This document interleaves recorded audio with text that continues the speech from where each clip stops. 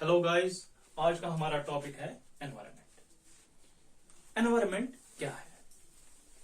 Everything that surrounds us is called as the environment. चाहे वो water हो, चाहे वो एयर हो, चाहे वो टेम्परेचर हो, चाहे वो सॉइल हो, चाहे वो प्लांट्स हो, चाहे वो एनिमल्स हो, चाहे वो माइक्रो ऑर्गेनिजम्स हो, they all constitute environment. So everything, whether living or non-living, that is present around us, they are the part of environment. Apart from this surrounding environment, एक ऑर्गेनिज्म के अंदर भी एक एनवायरनमेंट होता है जिसको हम इंटरनल एनवायरनमेंट कहते हैं। जो सराउंडिंग एनवायरनमेंट है उसको हम एक्सटर्नल एनवायरनमेंट कहते हैं। अगर एक ऑर्गेनिज्म को सरवाइव करना है तो इसके इंटरनल एनवायरनमेंट को बैलेंस में होना बहुत ही जरूरी है। इस इंटरनल एनवायरनमेंट को बैलेंस में रखने के प्रोसेस को हम हीमोस्टेसिस कहते हैं। इसको हम एक एग्जाम्पल के थ्रू समझेंगे। फॉर एग्जाम्पल ह्यूमंस में कुछ पैरामीटर्स ऐसे होते हैं जिनका एक फिक्स्ड और नॉर्मल वैल्यू होता है। जैसे टेम्परेचर, जो नॉर्मल बॉडी टेम्परेचर है ह्यूमंस का, that is around 98.6 degree Fahrenheit और 37 डिग्री सेल्सियस। अगर ये इस रेंज से, अगर ये टेम्परेचर इस रेंज से ज्यादा हो जाए, उस कंडीशन को हम हाइपरथर्मिया कहते हैं। ऐसे ही अगर ये टेम्परेचर इस रेंज से कम हो जाए तो उसको हम हाइपोथर्मिया कहते हैं। इसी तरीके से जो हमारा पीएच ऑफ ब्लड है उसका भी एक नॉर्मल वैल्यू है, दैट इज अराउंड 7.40। अगर ये इससे ज्यादा हो जाए then that condition is called as alkalosis, और अगर ये इससे कम हो जाए that condition is called as acidosis. चाहे एल्कोलोसिस हो, चाहे एसिडोसिस हो, चाहे हाइपरथर्मिया हो, चाहे हाइपोथर्मिया हो, all these conditions they are dangerous for human beings. So internal environment के बारे में हमें एक बात पता चली, that it is always regulated. इसलिए हम बोलते हैं कि जो internal environment है that is relatively stable, मगर जो external environment है that is not stable. ये जो ऑर्गेनिज्म का इंटरनल एनवायरनमेंट है और जो एक्सटर्नल एनवायरनमेंट है, they continuously interact with each other, and it is this interaction which determines the growth, development and the distribution of organism. कैसे ये interaction between the external environment and the internal environment determine करती है growth, development and distribution of organism, इसको हम आगे ecological adaptation में पढ़ेंगे।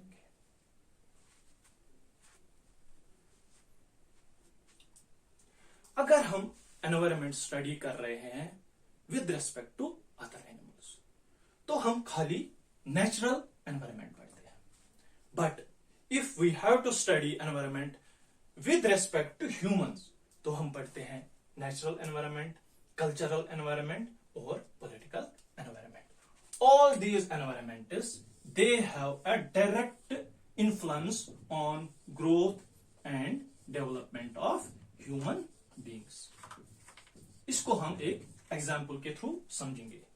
For example जो कंट्रीज हैं जिनमें पीस है, हम देखते हैं कि उनका ह्यूमन डेवलपमेंट इंडेक्स हमेशा हाई होता है, और जो कंट्रीज जहां पे डिस्टर्बेंसेस हैं वहां पे हम देखते हैं कि जो उनका ह्यूमन डेवलपमेंट इंडेक्स है दैट्स वेरी लो।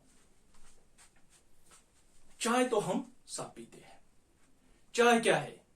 ये एक एंटिटी है, मगर इस चाय में बहुत सारे इंग्रेडिएंट्स होते हैं, जैसे मिल्क हो गया, जैसे वाटर हो गया, जैसे शुगर हो गया, जैसे चाय की पत्ती हो गई। All these ingredients when they are mixed they make the tea. इसी तरीके से हमारा एनवायरनमेंट भी एक एंटिटी है, इसके भी बहुत सारे इंग्रेडिएंट्स हैं, जैसे वाटर हो गया, एयर हो गया, सॉइल हो गई, एनिमल्स हो, हम इकोलॉजिकल इंग्रेडिएंट्स भी कह सकते हैं। मगर इन इकोलॉजिकल इंग्रेडिएंट्स के लिए एक प्रॉपर टर्म है, दैट इज इकोलॉजिकल फैक्टर्स और एनवायरमेंटल फैक्टर्स। ये इकोलॉजिकल, मैंने यहां पे एक टर्म यूज की, that is ecological factor and environmental factor. इसका मतलब ये है कि जो इकोलॉजी और एनवायरमेंट ये सेम है या इनमें कुछ डिफरेंस है।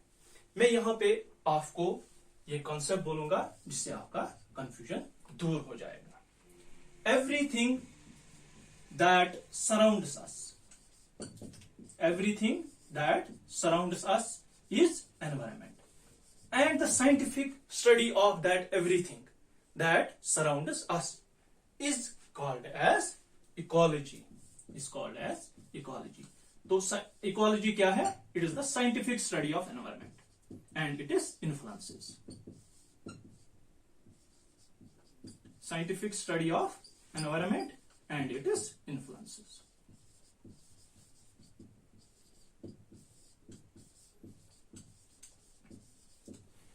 जितने भी इकोलॉजिकल फैक्टर्स हैं या एनवायरमेंटल फैक्टर्स हैं, we have broadly categorised them into two types, that is biotic factors and abiotic factors.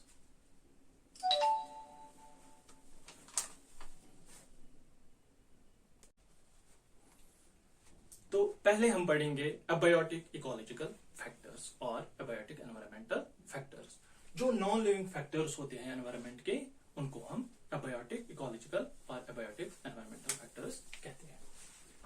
इनमें से जो पहला इंपॉर्टेंट फैक्टर है दैट इज टेम्परेचर। जो टेम्परेचर है, it is one of the most critical factor that is required for the growth and survival of organisms. Whenever an organism chooses to live in a place, ये organism क्या देखता है वहां पे? एक तो वहां का टेम्परेचर और वहां की जो रिलेटिव ह्यूमिडिटी है, ये दो फैक्टर्स फेवरेबल होने चाहिए। जो टेम्परेचर है और रिलेटिव ह्यूमिडिटी है, they have an inverse relation with each other, यानी अगर टेम्परेचर इंक्रीज हो जाएगा तो रिलेटिव ह्यूमिडिटी डिक्रीज हो जाएगी। जो ऑर्गेनिजम्स हैं, they can tolerate temperature and relative humidity within a certain range. अगर ये टेम्परेचर और relative humidity out of this favourable range हो जाए, then the survival for the organism becomes impossible. जिन जगहों पर टेम्परेचर बहुत ज्यादा हाई होता है, जैसे डेजर्ट्स, वहां पे हम इसीलिए बायोडाइवर्सिटी बहुत कम देखते हैं। ऐसे ही जिन जगहों का टेम्परेचर बहुत कम होता है, जैसे पोल्स, वहां पे भी हम बायोडाइवर्सिटी बहुत कम देखते हैं। जैसे जैसे टेम्परेचर हाई से लो होना स्टार्ट हो जाता है, जो बायोडाइवर्सिटी है वो भी इंक्रीज होना स्टार्ट हो जाती है। इसी तरह जब टेम्परेचर वेरी लो से थोड़ा सा हाई होने लगता है, तो हम देखते हैं बायोडाइवर्सिटी में भी इंक्रीज होने लगता है, until it reaches to a range जिसको हम फेवरेबल टेम्परेचर कहते हैं या आइडियल टेम्परेचर कहते हैं। इस फेवरेबल टेम्परेचर या आइडियल टेम्परेचर पे क्या होगा? There will be abundance of biodiversity. इसका एक एग्जाम्पल है लैटिट्यूडनल डाइवर्सिटी ग्रेडियंट। ये लैटिट्यूडनल डाइवर्सिटी ग्रेडियंट क्या है? अगर आप मैप देखेंगे या ग्लोब देखेंगे, उस पे लॉन्गिट्यूडनल लाइन्स भी होती है और वर्टिकल लाइन्स भी होती है। जो लॉन्गिट्यूडनल लाइन्स उस पे होती है उनको हम, या जो हॉरिजॉन्टल लाइन्स उस पे होती है उनको हम लैटिट्यूड्स कहते हैं, और जो वर्टिकल लाइन्स होती हैं उनको हम लॉन्गिट्यूड्स कहते हैं। इन्हीं हॉरिजॉन्टल लाइन्स में जो लाइन पास होती है through the equator, through the centre of the earth, उसको हम इक्वेटर कहते हैं। इन्हीं लॉन्गिट्यूडनल लाइन्स में एक लाइन है जिसका मेजरमेंट है 21.5 डिग्री, इसको हम ट्रॉपिक ऑफ कैंसर कहते हैं। जो इक्वेटर से ऊपर वाला रीजन होता है इसको नॉर्दर्न हेमिस्फीयर कहते हैं। सो ये जो ट्रॉपिक ऑफ कैंसर है it is in the northern hemisphere. इसी तरह इन द साउदर्न, जो इक्वेटर से नीचे वाला रीजन है उसको हम साउदर्न हेमिस्फीयर कहते हैं। और साउदर्न हेमिस्फीयर में भी at 23 degree and half 23.5 degree there is tropic of Capricorn. जो regions that are near to this tropic of cancer and tropic of Capricorn उनको हम ट्रॉपिकल रीजन्स कहते हैं। ट्रॉपिकल रीजन्स में हम देखते हैं कि टेम्परेचर जो है वो बहुत ही फेवरेबल होता है। इक्वेटर में भी टेम्परेचर जो है बहुत ही फेवरेबल होता है। इसलिए हम देखते हैं there is abundance of biodiversity at equator. abundance of biodiversity at equator and tropics.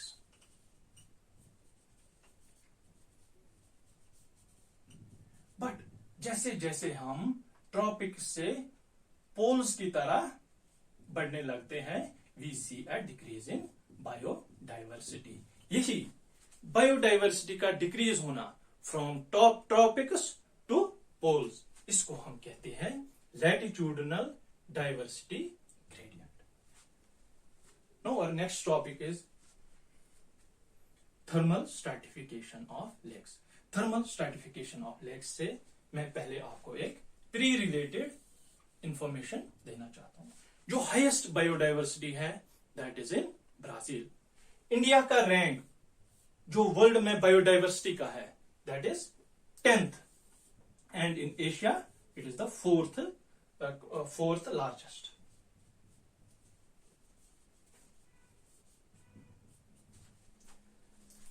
Thermal stratification of lakes क्या है? Thermal means temperature related.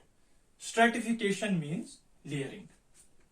So अगर हम lakes का वाटर जो है उसको स्टडी करते हैं layer by layer based on the temperature, तो इसको हम कहेंगे thermal stratification of lakes. Depending upon the temperature differences between the different layers of lakes, water of lakes, there are 3 layers of lakes. First is epilemnion, second is metalemnion and third is hypolemnion. जो upper most layer होता है या जो surface layer होता है water का that is called as the epilemnion. और जो लोअर मोस्ट रीजन होता है या लेयर होता है of the water of lakes उसको हम हाइपोलेमनियन कहते हैं। और इनमें जो ट्रांजिशनल एरिया है बिटवीन एपिलेमनियन एंड हाइपोलेमनियन उसको हम मेटालेमनियन कहते हैं। अगर हम एपिलेमनियन में देखें तो इसमें जो टेम्परेचर ग्रेडियंट है यानी जो डिक्रीज ऑफ टेम्परेचर जैसे जैसे हम नीचे जाएंगे वो बहुत ही कम होता है।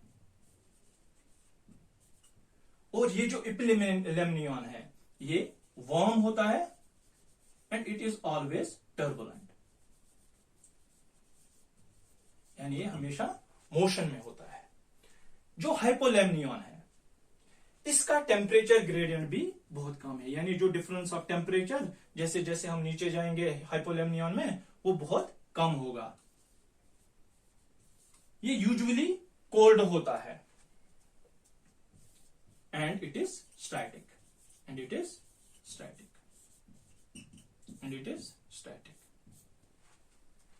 मेटालेमनियन में एक ऐसा एरिया आता है जहां पर हम देखते हैं कि there is rapid and certain degrees of temperature, इसको हम थर्मोक्लाइन कहते हैं।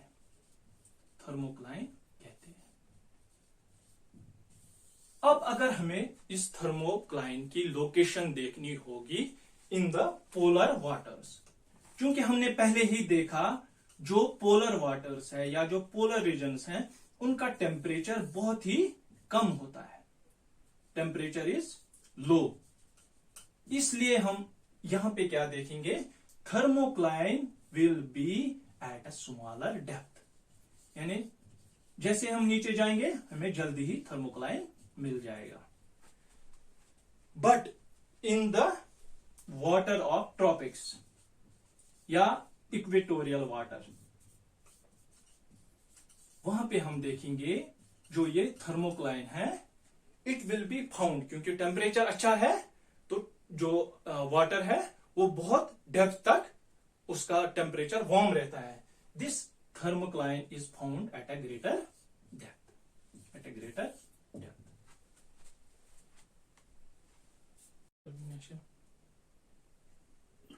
तो हमने देखा जो इपिलेमनियन या जो upper layer of water of lake है वो वार्म होता है और जो हाइपोलेमनियन है वो कूल होता है। मगर जो टेम्परेट रीजन्स के लेक्स होते हैं उनमें यूजुअली एक फिनोमेना होता है। इस फिनोमेना में क्या होता है, ड्यूरिंग ऑटम सीजन हम देखते हैं जो सरफेस वाटर वार्म होना चाहिए था वो कूल होता है। और स्प्रिंग में क्या होता है, स्प्रिंग में ये जो इपिलेमनियन है ये वार्म होता है। इस फिनोमेना को हम ऑटम स्प्रिंग टर्नओवर भी कहते हैं। बिकॉज ऑफ दिस फिनोमेना या autumn spring turnover there is free mixing of the water of whole lake. इस फ्री मिक्सिंग से क्या होता है, जो nutrients bottom of the lake पे होते हैं they are distributed to the surface, और जो ऑक्सीजन है उसका भी रिडिस्ट्रीब्यूशन होता है। As a result of this redistribution हम देखते हैं कि जो फैक्टर्स हैं वो फेवरेबल बन जाते हैं ऑर्गेनिजम्स के लिए। इसलिए हम देखते हैं कि there is abundance of phytoplanktons found. अब ये फाइटोप्लैंक्टन्स क्या होते हैं, these are microscopic plants that are found in water bodies. चूंकि ये फिनोमेना जो है that is autumn spring turnover, it occurs twice a year in autumn and spring, therefore ऐसे लेक्स को हम डाइमिक्टिक लेक्स भी। हमारा सेकंड एबायोटिक फैक्टर है water. 70% of earth surface is water. ये वाटर ही है जिसकी वजह से लाइफ पॉसिबल है ऑन अर्थ। अर्थ को ब्लू प्लेनेट भी कहते हैं।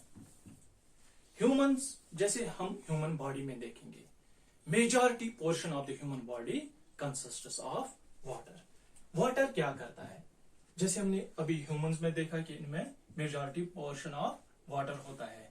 This water regulates various metabolic activities inside our body. इसके अलावा जो वाटर है it provides us many resources, जैसे फिश हो गया,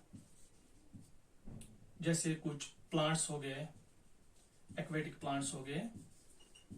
इसी तरीके से ये जो वाटर है it acts as a habitat of various organisms. हम देखते हैं कि कितने सारे एनिमल्स और प्लांट्स जो है वो वाटर में रहते हैं।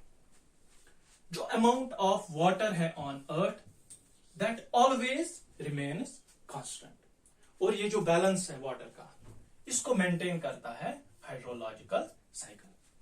हाइड्रोलॉजिकल साइकिल क्या होता है, ड्यू टू हीटिंग जो वाटर है it gets converted into water vapours, और इस प्रोसेस को हम इवेपोरेशन कहते हैं। जैसे ही ये वाटर वेपर्स राइज होते हैं द टेम्परेचर स्टार्ट्स फॉलिंग और इनमें कंडेंसेशन हो जाती है। Due to this condensation there occurs precipitation, there occurs precipitation। यही precipitation जो है this is mainly responsible for maintaining the hydrological cycle। कभी कभी स्नो और हेल भी रिजल्ट होती है because of the hydrological cycle। Now the stratification of the ocean water। stratification जैसे मैंने आपको पहले ही कहा, stratification means the layering। हम लेयर्स देखेंगे वाटर के ऑफ द ओशनिक वाटर। पहले हम आते हैं ऑन द सरफेस वाटर। जो surface water near the shores होगा, the surface water near the shores, that is called as littoral zone. ये शैलो कोस्टल जोन भी होता है, और द शैलो कोस्टल जोन। जैसे जैसे हम मूव करेंगे अवे फ्रॉम द शोर्स, जो वाटर का, जैसे जैसे हम मूव होंगे away from the shores, there is the region of water, जिसको हम लेमिनेटिक जोन भी कहते हैं। इस लेमिनेटिक जोन का एक पेक्यूलर फीचर है, हम देखते हैं कि this region receives abundance of light. हमें पता है कि जो लाइट है, it is an important part of a process जिसको हम फोटोसिंथेसिस कहते हैं। इस फोटोसिंथेसिस की मदद से प्लांट्स जो हैं, they synthesise their own food. So जहां जहां लाइट ज्यादा होगी वहां पे क्या होगा, there will be abundance of photosynthetic plants, photosynthetic plants. इसलिए हम इस लेमिनेटिक जोन में देखते हैं कि there is abundance of phytoplankton, that is the microscopic plants. जो कि प्लांट्स जो है, they synthesise their own food, they are called as producers. कुछ एनिमल्स ऐसे हैं, they can't synthesise their own food, जैसे हम हैं। ऐसे एनिमल्स को हम, ऐसे ऑर्गेनिजम्स को हम कंज्यूमर्स कहते हैं। जहां तक लाइट पेनिट्रेट होगी ऑन द ओशनिक वाटर, उस एरिया को हम लेमिनेटिक जोन कहेंगे।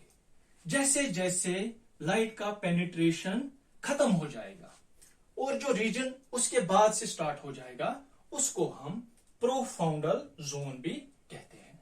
Since no light reaches here, यहां पे फोटोसिंथेसिस पॉसिबल है क्या? The photosynthesis is not possible here. Therefore इस रीजन में हम देखेंगे देयर आर नो फाइटोप्लैंक्टन्स या देयर आर नो प्रोड्यूसर्स। तो यहां पे क्या होगा, अगर कोई ऑर्गेनिज्म लिव करेगा भी, that will be the consumer.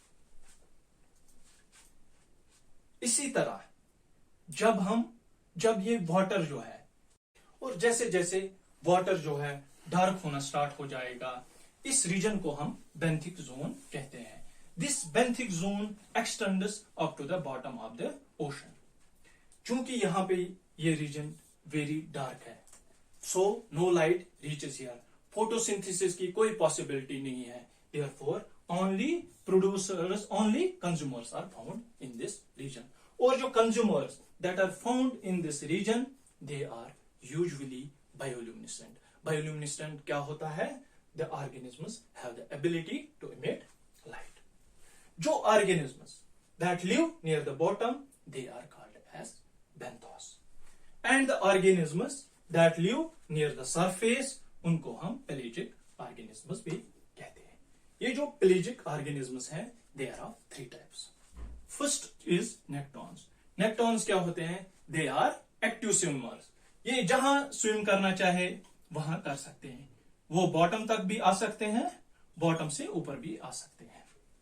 These are nektons. उसके बाद नेस्टॉन्स। ये जो नेस्टॉन्स हैं, they can also swim, but they usually float near the surface of water. इसी तरीके से प्लैंक्टॉन्स। ये जो प्लैंक्टॉन्स होते हैं, they don't have the ability of swimming, इसलिए ये ड्रिफ्ट होते रहते हैं over the surface of water. That is they flow with the flow of water. अगर ये प्लैंक्टॉन प्लांट होगा तो इसको हम फाइटोप्लैंक्टन कहते हैं, और अगर ये एनिमल होगा तो इसको हम जू प्लैंक्टन कहते हैं। हमने देखा नियर द शोर जो रीजन होता है उसको हम लिटोरल जोन कहते हैं। इस लिटोरल जोन में कुछ एरिया ऐसा है जहां पे हम देखते हैं जो लाइट है it penetrates up to the bottom. ऐसा रीजन जो लिटोरल जोन में होगा उसको हम नेक्रेटिक जोन कहेंगे। जो एरिया ओशन का रिसीव करता है लाइट, या जो एरिया ओशन का इल्यूमिनेट होता है विद द लाइट, उसको हम फोटिक जोन कहते हैं। और जिस एरिया में लाइट रीच नहीं हो सकता उसको हम डिस्फोटिक जोन कहेंगे। इन द फोटिक जोन यानी जो एरिया रिसीव करता है light, there is an area जिसमें which receives abundance of light, उसको हम यूफोटिक जोन कहते हैं। And here we find abundance of biodiversity. Abundance of biodiversity क्यों होगी? लाइट है, फोटोसिंथेसिस होगी, तो फोटोसिंथेसिस से क्या होगा? There will be more producers. More producers का मतलब there will be more consumers, therefore there is abundance of biodiversity. Thanks. Do like, share and subscribe to our channel.